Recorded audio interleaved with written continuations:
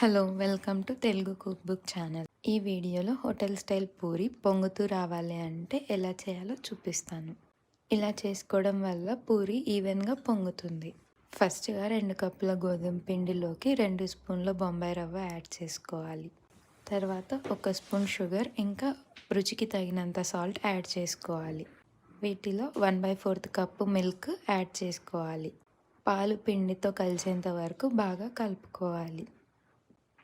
ఇలా కలపడం వల్ల పిండి మృదువుగా వస్తుంది. తర్వాత కొన్ని వాటర్ యాడ్ చేసుకుంటూ పిండిని కలుపుకోవాలి.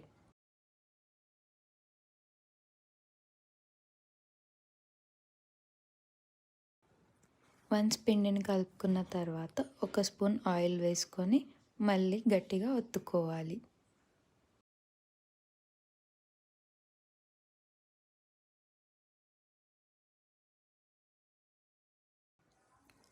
ఇలా 5 to 10 మినిట్స్ పిండిని ఒత్తుకున్న తర్వాత హాఫ్ అన్ అవర్ పాటు పక్కకి పెట్టుకోవాలి. పిండి అనేది ఈ కన్సిస్టెన్సీలో ఉండేలా చూసుకోండి. హాఫ్ అన్ అవర్ తర్వాత ఈవెన్ సైజులో పిండిని సపరేట్ చేసుకొని వాటిని ఈవెన్గా రుద్దుకోండి.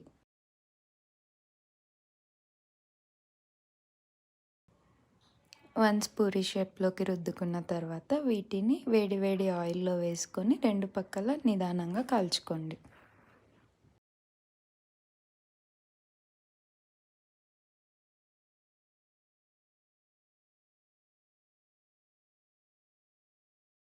ఇలా కాల్చుకున్న పూరికి కాంబినేషన్గా బొంబాయి చట్నీ చాలా బాగుంటుంది.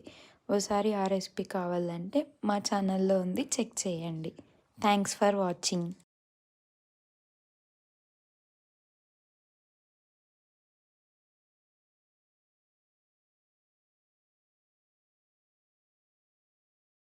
Welcome to Telugu cook book channel. ఈ వీడియోలో నేను బొంబాయి చట్నీ ఎలా చేయాలో చూపిస్తాను.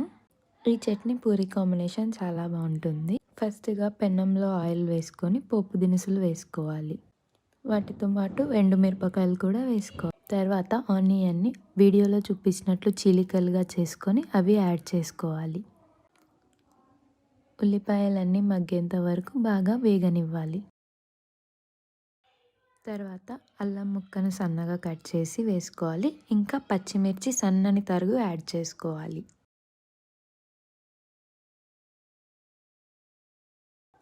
తర్వాత ఒక రెమ్మ కరివేపాకు. ఇక్కడ నేను ఫ్రోజన్ బఠానీ ఉన్నాయి కాబట్టి అవి కూడా యాడ్ చేసుకున్నాను. ఒకవేళ లేకపోతే మీరు బాయిల్ చేసి పెట్టుకొని వేసుకోండి. ఇంకా సాల్ట్, హాఫ్ స్పూన్ పసుపు వేసుకోవాలి. తర్వాత ముందుగా ఉడకబెట్టుకున్న బంగాళదుంపని చేత్తో చిరిమి ఇందులో యాడ్ చేసుకోండి. తర్వాత ఇందులో 3 కప్పుల వరకు వాటర్ యాడ్ చేసుకోండి.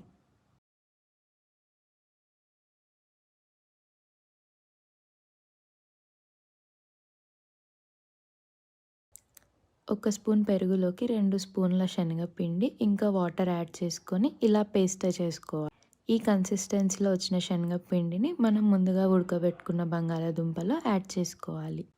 తర్వాత దింపుకునే ముందర కొత్తిమీర యాడ్ చేసుకొని సర్వ్ చేసుకోండి. Thanks for watching.